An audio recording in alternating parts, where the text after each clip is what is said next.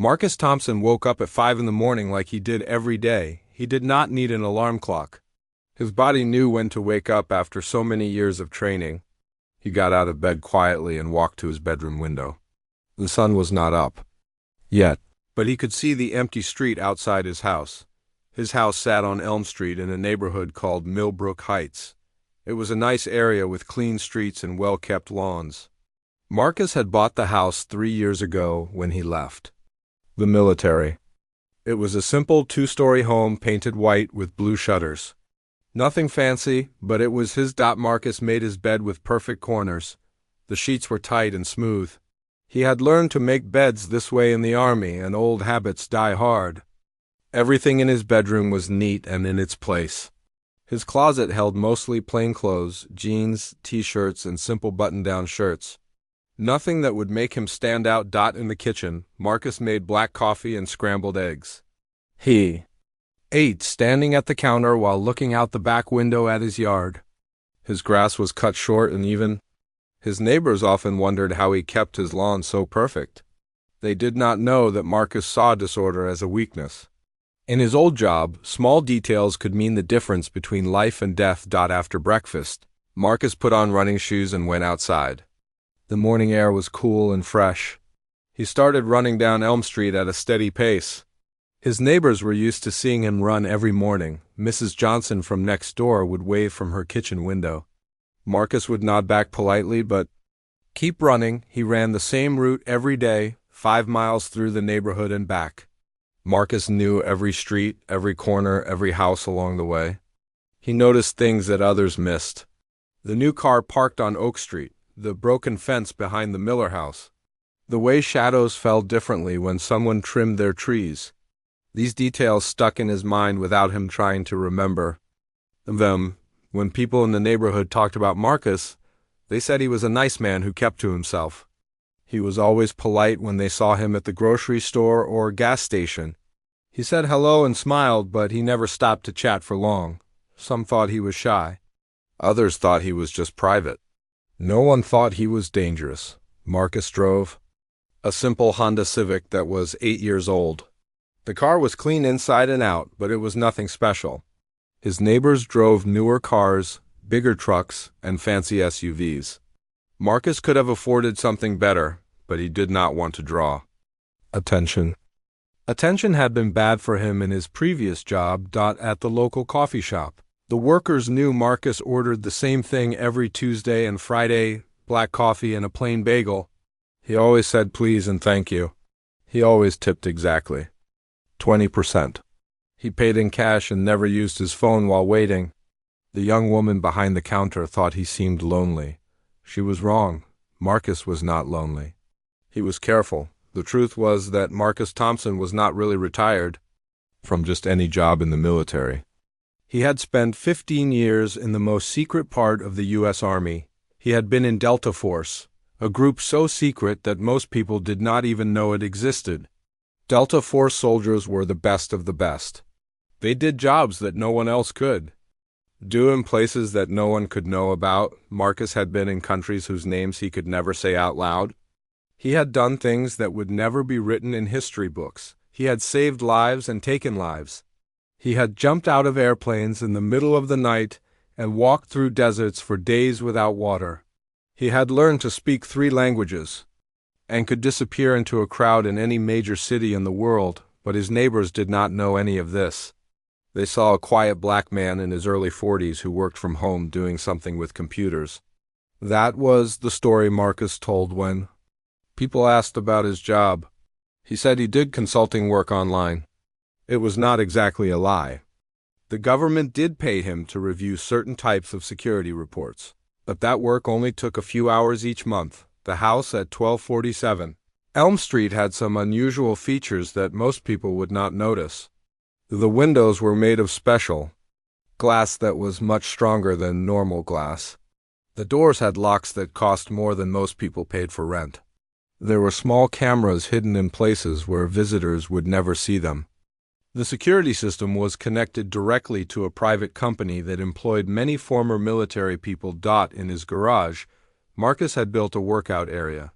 He had weights, pull-up bars, and mats for floor exercises. Every evening after dinner, he spent 2 hours training his body.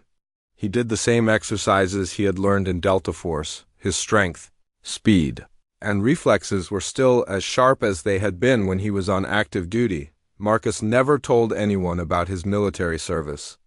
When people asked, he said he had been in the army for a while but did not like to talk about it. This was common enough that people did not push for details. Many veterans preferred not to discuss their time in service. Late at night, when the neighborhood was quiet, Marcus would sometimes sit in his backyard and remember his old life. He thought about his team members, some of whom had not made it home. He thought about missions that had gone well and missions that had gone wrong. He thought about the moment when he decided he had done enough and it was time to find a different way to live. Moving to Millbrook Heights had been the right choice. The neighborhood was safe and quiet. Crime was low, and the biggest problems were things like noise complaints and parking disputes. Marcus liked the peace. After so many years of danger and stress, ordinary problems seemed almost relaxing. His only friend in the neighborhood was an older man named George who lived 4 houses down. George was a retired teacher who liked to work in his garden. Sometimes, Marcus would stop to talk with George about plants or the weather. George never asked personal questions, and Marcus appreciated that. Marcus had no family nearby. His parents had died while he was overseas, and he had no brothers or sisters. There had been a woman once long ago, but that relationship had not survived his frequent deployments and the secrets he could not share. Now, Marcus lived alone and liked it that way. On this particular Tuesday evening, Marcus was in his garage doing his usual workout.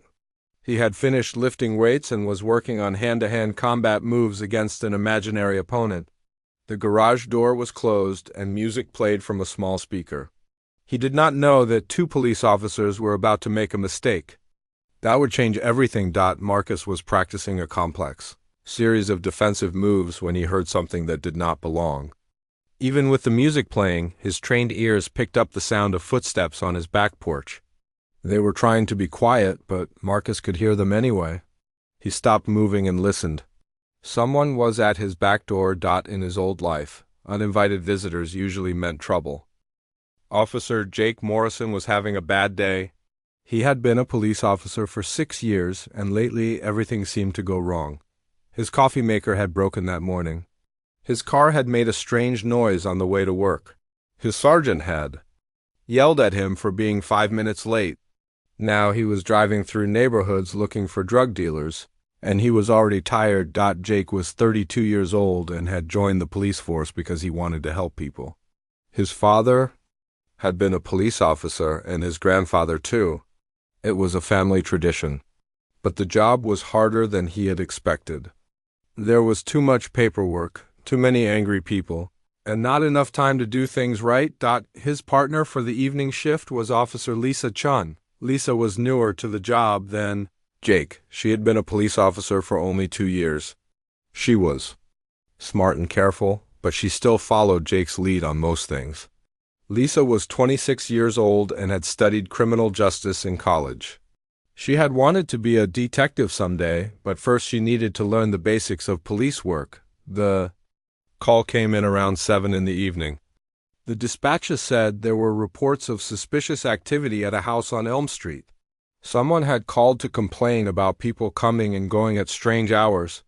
The caller thought it might be drug dealing. Unit 47, respond to 1274 Elm Street. For suspicious activity, the dispatcher said over the radio. Jake wrote down the address on a piece of paper. At least he thought he wrote down the right address. His handwriting was not very good, and he was driving while he wrote. The numbers looked a little unclear, but he was sure he had it right. "Copy that," Jake said into his radio. Unit 47 responding. To Elm Street. Lisa looked at her computer screen in the police car. "The address is showing up as 1274 Elm Street," she said. "Yeah, that's what I have," Jake said, looking at his messy handwriting. He was actually wrong. The address on his paper looked like it could be 1247 or 1274. Jake assumed it was 1274 because that was what Lisa had said. They drove through the neighborhood looking for Elm Street. It was a nice area with big trees and well-kept houses. This was not the kind of place where they usually found drug dealers, but Jake knew that drugs could be anywhere. Rich people used drugs just like poor people did. When they found Elm Street, Jake started looking for house numbers. The street was long and the numbers were not always easy to see in the dark. Some houses had their numbers on the mailbox. Others had them by the front door. A few houses had no visible numbers at all. "There's 1245, Lisa said, pointing to a house with a bright porch light. "So 1274 should be down there," Jake said, pointing further down the street, but Jake was confused about which side of the street had which numbers. Odd numbers were supposed to be on one side and even numbers on the other side, but he had never been good at remembering which was which. He saw a house that looked right and decided that must be it. The house Jake stopped at was 1247 Elm Street. Not 1274, but the numbers were small and partly hidden by a tree branch. In the dark, it was easy to make a mistake. Jake parked the police car across the street and looked at the house. It was a normal-looking house with white walls and blue shutters. The lights were on inside, and they could hear music coming from somewhere. The garage door was closed, but there was light coming from under it. "That must be where the activity is happening," Jake said, pointing to the garage. Lisa looked at the house and felt something was not right. "Should we call for backup?" she asked. "For a drug investigation?" "No, we can handle this," Jake said. He was eager to make an arrest. His sergeant had been asking why his numbers were so low. Jake needed to show that he was a good police officer. They sat in the car for 10 minutes watching the house.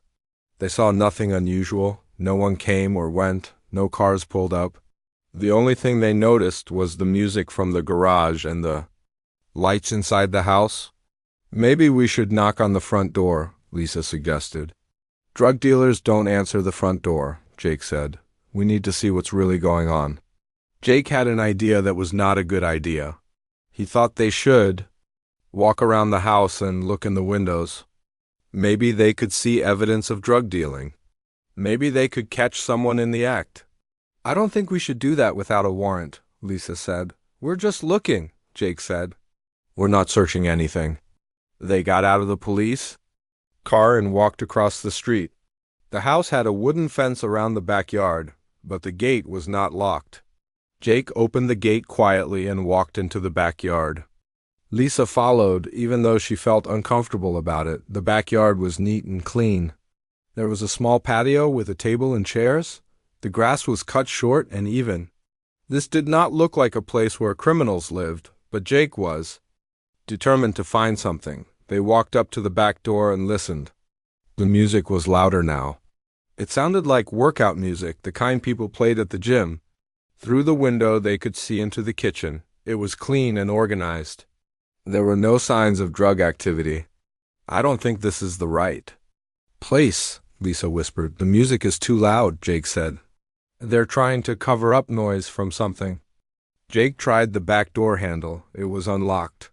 This surprised him. Most people locked their doors, especially if they were doing something illegal. But Jake thought that maybe the drug dealers were careless. "We can't go in there without a warrant," Lisa said more firmly. "We heard suspicious sounds," Jake said. "Someone might be in trouble inside." This was not true, but Jake was making up a reason to enter the house. Police officers were allowed to enter houses without warrants if they believed someone was in immediate danger. But there was no real evidence that anyone was in danger. "I don't hear anything that sounds like someone in trouble," Lisa said. "The music is too loud. They could be covering up screams or something," Jake said. Lisa knew this was wrong, but Jake was her training officer. She was supposed to follow his lead. She had been taught to trust more experienced officers, but she had also been taught to follow the law. Jake made the decision for both of them. He opened the back door and stepped into the kitchen. "Police, is anyone hurt in here?" He called out loudly. There was no answer. The music continued playing from the garage. Jake turned on his flashlight and started looking around the kitchen. Everything was clean and normal.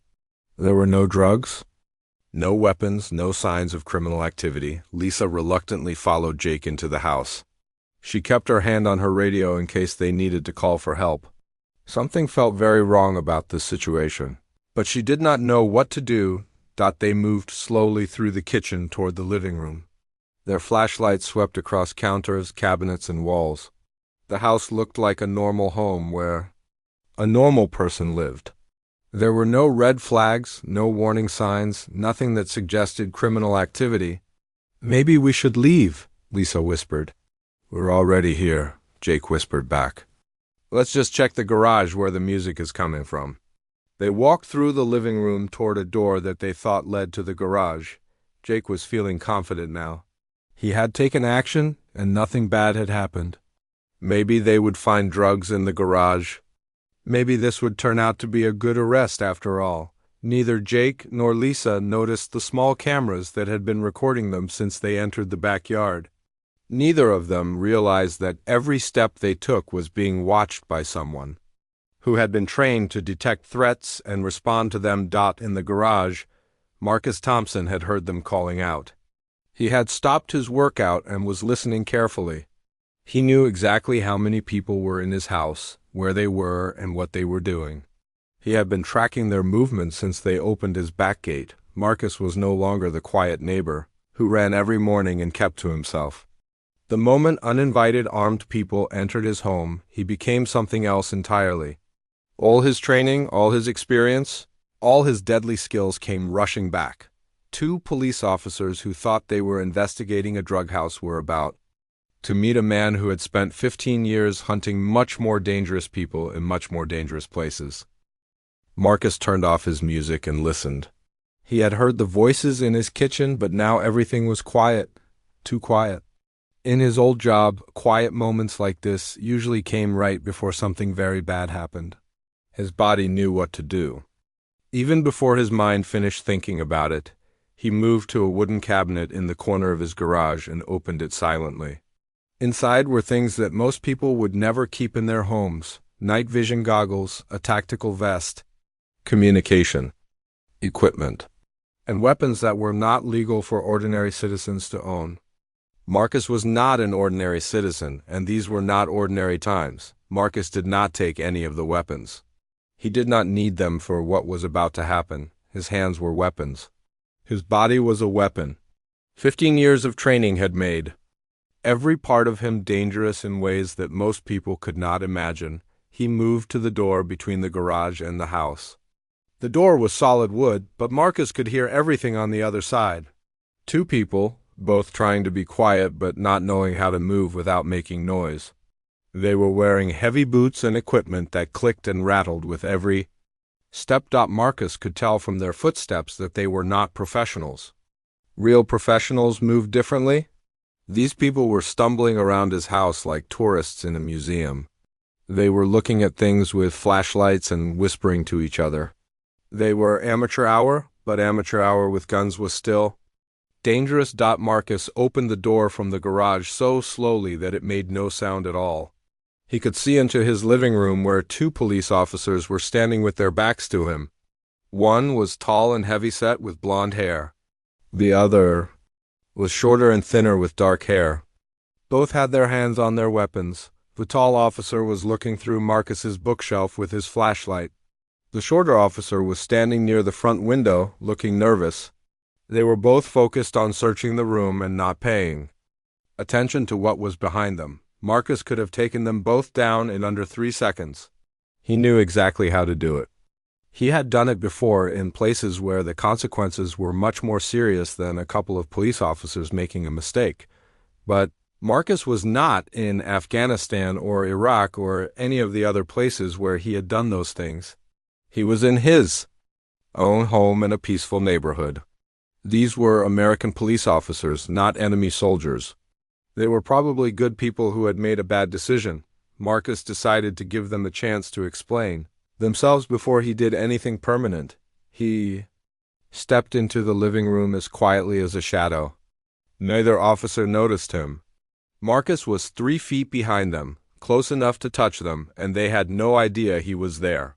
In his old job, this was called ghosting. It was one of the first things Delta Force operators learned how to do. "Gentlemen," Marcus said in a calm, quiet voice. "You are in my house without permission." Both officers spun around so fast that the tall one almost fell over. Their flashlights swung toward Marcus, blinding them more than him. Marcus had positioned himself so that he was in shadow while they were silhouetted against the window. The tall officer, Jake, immediately reached for his gun. This was a mistake. Marcus moved faster than Jake thought any human being could move. One moment, Marcus was standing 3 feet away with his hands at his sides. The next moment, Jake's gun was in Marcus's hand and Jake was on the floor. Lisa saw her partner go down and tried to draw her own weapon. Marcus was already moving toward her. She managed to get her gun halfway out of its holster before Marcus gently took it away from her. She found herself sitting on the floor next to Jake, not quite sure how she had gotten there. Neither officer was hurt. Marcus had not hit them or thrown them or done anything violent. He had simply moved in ways that made it impossible for them to keep their balance or hold on to their weapons. It was like being in a car accident, but in slow motion and without any pain. Marcus stepped back and looked down at the 2 officers sitting on his floor. He was holding both of their guns, but he held them casually like they were tools he had borrowed and would give back when he was finished using them. "Now," Marcus said in the same calm voice, "let's discuss why you are in my house." Jake tried to stand up, but his legs felt like rubber. "We're police officers," he said, his voice shaking. "You can't do this to police officers." "I can see that." "You are police officers," Marcus said. "That is why you are both still breathing. What I cannot see is a warrant that gives you permission to be in my house." Lisa was staring at Marcus like he was something from another planet. She had never seen anyone move like that. In the police academy, they had learned about hand-to-hand combat, but what Marcus had just done was nothing like what they had been taught. "We had probable cause," Jake said, trying to sound official. "We heard suspicious sounds." Marcus tilted his head slightly. "What suspicious sounds?" "The music was too loud," Jake said. "So you entered my house because my music was too loud?" Marcus asked. "We thought someone might be in trouble," Lisa said quietly. Marcus looked at her. There was something different about the way she said it. She did not sound like she believed it herself. "Do I look like someone who is in trouble?" Marcus asked. Neither officer answered. Marcus clearly did not look like someone who needed help. He looked like someone who could help himself and anyone else who needed it. Marcus walked to his coffee table and set both guns down on it. Then he sat in his favorite chair, the one that faced the front door. This put him between the officers and the exit, but he did it so casually that it did not seem threatening. "Let me guess," Marcus said. "You got a call about suspicious activity at an address on Elm Street? You drove here, saw lights and music, and decided to investigate. But you did not check to make sure you were at the right address. And you did not get a warrant because you thought you could find probable cause after you got here." Jake and Lisa looked at each other. That was exactly what had happened. "What address were you supposed to go to?" Marcus asked. 1274 Elm Street, Lisa said. Marcus pointed toward his front door. "This is 1247 Elm Street. 1274 is 3 blocks away." The 2 officers felt like they had been punched in the stomach. They had broken into the wrong house. They had violated the rights of an innocent person. Their careers might be over. "Are you going to arrest us?" Jake asked. Marcus considered this. He could definitely have them arrested. They had entered his home illegally. They had no warrant, no probable cause, and no good reason for being there.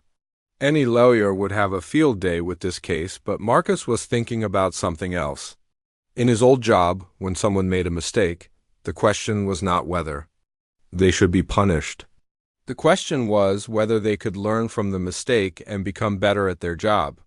"That depends," Marcus said, "on what you do next." "What do you mean?"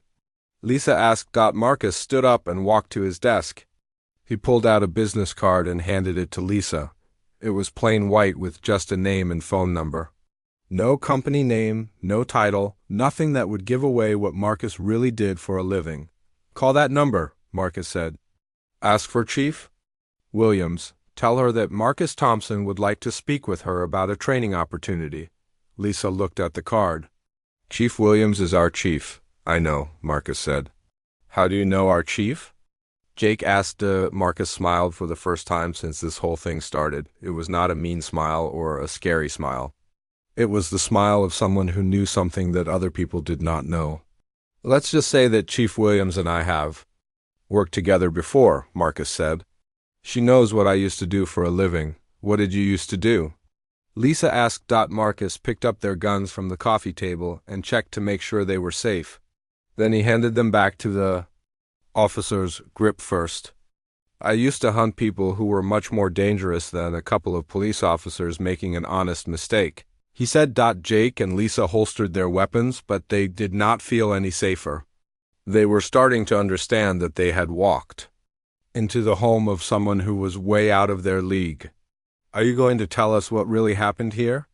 Jake asked. Marcus walked to his front door and opened it. Cool evening air flowed into the house. What happened here? Marcus said. Is that two police officers learned an important lesson about following proper procedures? What happens next depends on whether they learned it well enough to never make the same mistake again. The officers walked toward the door, but Lisa stopped before leaving. What would have happened if we had been criminals instead of police officers? She asked. Marcus looked at her with serious eyes. You would not be walking out of here. After the officers left, Marcus closed his door and went back to his garage. He had a workout to finish. But first, he picked up his phone and dialed a number he had not called in a long time. Patricia, he said when someone answered. It's Marcus. We need to talk. Chief Patricia Williams was having dinner with her family when her phone rang. She almost did not answer it. After 25 years in law enforcement, she had learned that phone calls during dinner were usually bad news. But when she saw the number on her screen, she knew she had to take it. Patricia, it's Marcus. We need to talk. Chief Williams excused herself from the dinner table and walked into her home office. She had not heard from Marcus Thompson in over 2 years, not since. He had quietly left the military and disappeared into civilian life.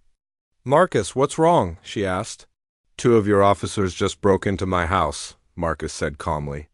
No warrant, no probable cause, wrong address. They're good kids, but they need training. Chief Williams felt her stomach drop. She knew Marcus well enough to know that if he was calling her instead of calling a lawyer, it meant he was giving her a chance to fix this before it became a disaster. Are you hurt? Are they hurt? She asked. Everyone is fine, Marcus said. But we need to have a conversation. Tonight. I'll be there in 20 minutes, Chief Williams said. Marcus gave her his address and hung up. Chief Williams told her family she had to leave, got in her car, and drove to Millbrook Heights. During the drive, she thought about how she had first met Marcus Thompson 5 years earlier. It had been during a hostage situation at a bank downtown. A man with mental health problems had taken 12 people hostage and was threatening to kill them. The FBI had been called in, but they were not making progress. The hostage taker was getting more violent and time was running out. That was when a quiet man in civilian clothes had walked up to Chief Williams and introduced himself as Marcus Thompson. He had shown her military identification that she had never seen before and told her he could end the situation without anyone getting hurt. Chief Williams had been skeptical, but she was running out of options. She let Marcus approach the bank. 30 minutes later, the hostage taker was in custody and all 12 hostages were safe. Marcus had talked the man into surrendering without firing a single shot. Later, Chief Williams had learned that Marcus was not just any soldier, he was Delta Force, one of the most elite special operations units in the world. She had also learned that he was scheduled to retire soon and was looking for a place to live quietly. They had become friends over the years. Marcus had helped with a few other difficult situations, always staying in the background, never taking credit. When he retired, Chief Williams had given him her personal phone number and told him to call if he ever needed anything.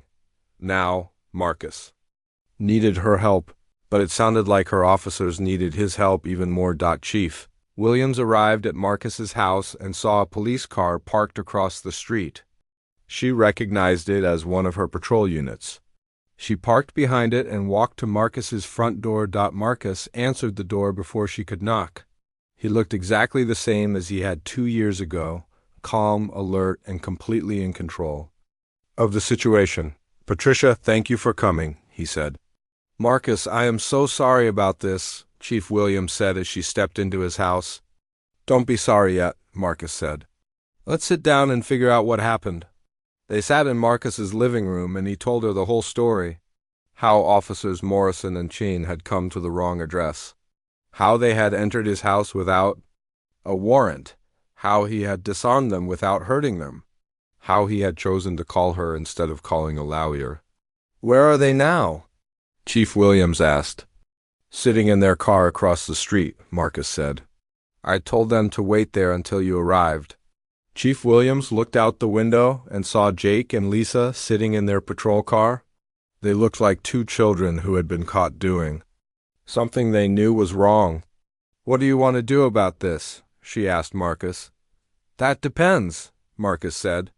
"Do you think they can learn from this mistake?" Chief Williams thought about Jake Morrison and Lisa Chun. Jake was a decent officer, but he sometimes made poor decisions when he was trying to impress his supervisors. Lisa was new, but she was smart and careful. Both of them could become good police officers if they learned the right lessons. "I think they can learn," she said. "Then let's teach them," Marcus said. Marcus walked to his desk and pulled out a folder. Inside were documents that Chief Williams had never seen before. Military records, commendation letters, and photographs that showed Marcus in places around the world. "I think it's time your officers knew who they were dealing with tonight," Marcus said. Chief Williams looked through the documents. Even though she had known Marcus was Special Forces, she had never known the details of his service. The records showed 15 years of classified missions in countries she could not pronounce. Medals for valor that were so secret they did not have official names. Letters from generals praising his leadership and skill. "You never told me about all of this," she said. "You never needed to know," Marcus said. "But tonight these officers need to understand what could have happened if they had made the same mistake at someone else's house." Marcus picked up his phone and called the officers outside. "You can come in now," he said. Jake and Lisa walked into the house, looking nervous and embarrassed. When they saw Chief Williams, they looked even more uncomfortable. "Sit down," Chief Williams told them. Marcus remained standing. He looked at both officers for a long moment before speaking. "Officer Chun, what is the first rule of police work?" he asked. "Officer safety," Lisa answered. "Correct." "And Officer Morrison, what is the second rule?" Jake thought for a moment. "Protect and serve the public." "Also correct," Marcus said. "Tonight you violated both of those rules. You put yourselves in danger by entering a house illegally, and you violated the rights of a citizen you were supposed to protect." Both officers looked down at their hands. Marcus opened the folder and pulled out his military identification. He handed it to Lisa. "Sergeant Major Marcus Thompson, 1st Special Forces Operational Detachment Delta, retired," he said. 15 years of active duty in classified operations. Lisa looked at the identification and passed it to Jake. Both officers stared at the document like it was written in a foreign language. "Delta Force," Jake said quietly. "That's right," Marcus said. "You know what Delta Force does?" "Special operations," Lisa said. "Counterterrorism, among other things," Marcus said. "We also do what's called direct action. That means going into hostile territory and eliminating threats that conventional forces cannot handle." Marcus pulled out a photograph from the folder. It showed him with his team in a desert somewhere. They were all wearing combat gear and looked like they had just finished a very difficult mission. "This was taken in Afghanistan," Marcus said. "We had just completed an operation to rescue hostages from a terrorist camp. The terrorists had weapons, training, and the advantage of knowing the terrain. But they made the same mistake you made tonight." "What mistake?" Jake asked. "They underestimated their opponent," Marcus said. Marcus put the photograph back in the folder and pulled out a letter. It was signed by a general whose name the officers recognized from news reports. "This letter recommends me for promotion after a mission in Syria," Marcus said. We were tasked with capturing a high-value target who was planning attacks on American forces. The target was surrounded by bodyguards who were former military from several different countries, professional soldiers who knew how to fight. Marcus handed the letter to Chief Williams, who read it and handed it back. The mission was successful because we followed proper procedures, Marcus said. We gathered intelligence. We made a plan. We had backup. We knew exactly what we were walking into before we went in. Marcus looked directly at Jake and Lisa. You did none of those things tonight, he said. You went to the wrong address. You entered without a warrant. You had no backup. You had no idea what you were walking into. But nothing bad happened, Jake said weakly. Nothing bad happened because I chose not to let anything bad happen, Marcus said. But what if this had been a different house? What if you had walked into the home of someone who was actually dangerous? Someone who did not care that you were police officers? Lisa was beginning to understand. We could have been killed. Yes, Marcus said. Or you could have killed an innocent person because you were scared and made a mistake.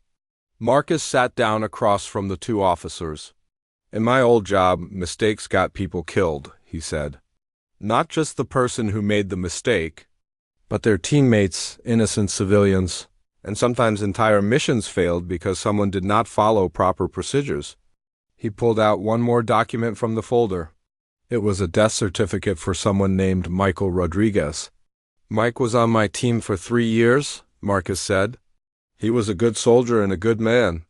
He died because he entered a building without following proper procedures. He thought he could handle whatever was inside. He was wrong. The room was quiet for a long moment. I don't want that to happen to you, Marcus said. Either of you. You seem like good people who want to do the right thing, but good intentions are not enough. You need training, discipline, and respect for the rules that keep everyone safe. Chief Williams spoke for the first time since the officers had come inside. Marcus has offered to help train our department, she said. He thinks he can teach. U.S. some things that might prevent situations like this from happening again. 3 weeks after the incident, Marcus Thompson's house, the Millbrook Heights Police Department, looked very different. Officers were arriving for their shifts 30 minutes early to attend training sessions. The shooting range was busier than it had ever been, and everyone was talking about the new tactical consultant who was teaching them things they had never learned in the police academy. Jake Morrison and Lisa Chun had been the first to sign up for Marcus's training program. The morning after their encounter with Marcus, they had both shown up at Chief Williams's office before she had even finished her first cup of coffee. We want to learn, Jake had said simply. Whatever he's willing to teach us, we want to learn. Chief Williams had smiled. She had hoped they would react this way, but she had not been certain. Some officers might have been too embarrassed or too proud to admit they needed help, but Jake and Lisa were smart enough to recognize an opportunity. When they saw one, Marcus had started with the basics. How to move quietly, how to observe without being seen, how to enter a building safely, how to read people's body language and voice tone to assess threats. These were skills that Delta Force operators learned in their first months of training, but they were also skills that could keep police officers alive. The first lesson had been about situational awareness. Marcus had taken a group of 6 officers to a busy shopping mall and told them to walk around for 30 minutes. When they came back, he asked them questions about what they had seen. How many exits were there from the food court? Marcus asked. None of the officers could answer. How many people were wearing clothing that could conceal weapons? He asked out again. No answers. How many children were separated from their parents? He asked. The officers realized they had not been paying attention to any of these things. Marcus spent the next 2 hours teaching them how to see their environment the way a soldier sees a battlefield. Not looking for enemies behind every corner, but understanding the landscape and being prepared for anything that might happen. The second lesson had been about decision-making under pressure. Marcus had set up scenarios in an abandoned warehouse, where officers had to make quick choices about when to use force and when to de-escalate situations. He played the role of different types of suspects: scared civilians, dangerous criminals, people with mental health problems, and people who were just confused or lost. Every situation is different, Marcus told them. But the process for making decisions should always be the same. Assess the threat, consider your options. Choose the action that protects the most people and causes the least harm. The officers practiced these scenarios over and over until their decision-making became automatic. Marcus was patient but demanding. He made them repeat exercises until they got them right, just like drill sergeants had done with him. 20 years earlier, the third lesson had been about physical confrontation. Marcus taught them techniques for controlling suspects without causing serious injury. He showed them how to read an opponent's movements and how to use leverage instead of strength to gain control.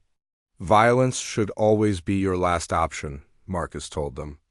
But when you have no choice, you need to be better at it than the person you're fighting. Jake Morrison had been Marcus's most eager student.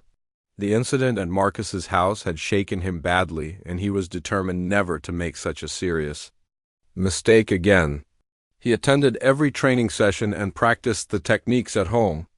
His wife joked that he was becoming obsessed with proper police procedures. Lisa Chun had approached the training differently. She was more interested in the mental aspects of what Marcus taught: how to stay calm under pressure, how to read situations quickly, and how to make good decisions when there was no time to think. She took notes during every session and studied them at home. Word about Marcus's training program spread to other police departments in the area. Chiefs from neighboring towns started calling Chief Williams to ask if their officers could participate. Marcus agreed to expand the program, but he insisted on keeping the group small so he could give individual attention to each officer.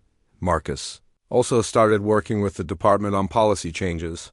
He reviewed their procedures for warrant service, suspect apprehension, and use of force. He suggested modifications based on techniques that had been proven effective in military operations. The goal is not to turn police officers into soldiers, Marcus explained to Chief Williams. Police work and military work are very different. But some of the skills that keep soldiers alive can also keep police officers alive. One of Marcus's most important contributions was teaching officers how to admit when they were wrong. In the military, after-action reviews were standard procedure after every mission. The team would discuss what went right, what went wrong, and what they could do better next time. There's no shame in making a mistake, Marcus told a group of officers during one training session. The shame is in making the same mistake twice because you were too proud to learn from the first time. Marcus started requiring after-action reviews for any incident where officers used force or entered someone's home. The reviews were not about punishment, they were about learning and improvement. 6 months after the incident at his house, Marcus was officially hired as the department's director of tactical training. It was his first civilian job since leaving the military, and he found that he enjoyed teaching more than he had expected. The changes in the department were dramatic. Use of force incidents dropped by 60%. Complaints against officers were down by half. Officer injuries during arrests decreased significantly. And the department had not had a single incident involving an illegal search or entry. Jake Morrison had become one of the department's best officers. He was promoted to detective and specialized in cases involving dangerous suspects. The skills Marcus had taught him had saved his life on 2 occasions when he had to apprehend armed criminals. Lisa Chun had been promoted to sergeant and was put in charge of training new recruits. She used many of the techniques Marcus had taught her to help new officers learn how to stay safe and make good decisions. Chief Williams was proud of what her department had become. They were still police officers, not soldiers, but they were better police officers. They were safer, more professional, and more respected by the community they served. Marcus had found something he had not been looking for when he retired from the military: a new sense of purpose. Teaching others how to stay safe and do their jobs properly felt like a natural extension of his military service. He was still protecting people, just in a different way. The incident that had started with 2 officers making a serious mistake had turned into something positive for everyone involved. Jake and Lisa had become better police officers. The department had become more professional and effective. And Marcus had found a way to use his skills to help his community. On the one-year anniversary of the incident, Marcus invited Jake and Lisa to his house for dinner. It was the first time they had been back since that night when everything had changed. Do you ever think about what would have happened if we had gone to the right address that night? Lisa asked as they sat in Marcus's backyard. You would have arrested some drug dealers and filled out paperwork, Marcus said. Instead, you learned skills that might save your lives someday. I think things worked out the way they were supposed to. Jake looked around Marcus's backyard. It still looked the same, neat, organized, and peaceful. I have to ask, Jake said. When we came into your house that night, were you really going to hurt us? Marcus thought about this for a moment. I was prepared to defend myself if necessary. He said, but I could tell within the first few seconds that you were police officers, not criminals. Police officers get training. Criminals just get arrested. What if we had been criminals? Lisa asked. Marcus smiled the same calm smile he had shown them that first night.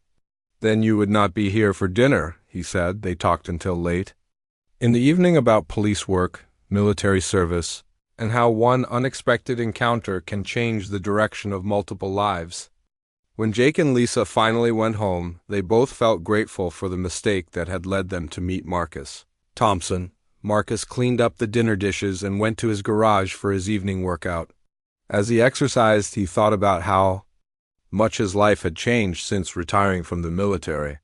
He had wanted to disappear into a quiet civilian life, but instead he had found a new way to serve.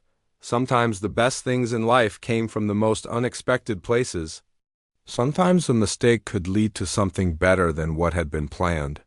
And sometimes the skills learned in war could be used to keep peace. Marcus finished his workout and went inside his house. Tomorrow he would teach another group of officers how to stay safe and do their jobs properly. Tonight, he would sleep well knowing that he was making a difference in his community. The quiet neighbor on Elm Street was quiet no more. But Marcus Thompson had discovered that some secrets were worth sharing.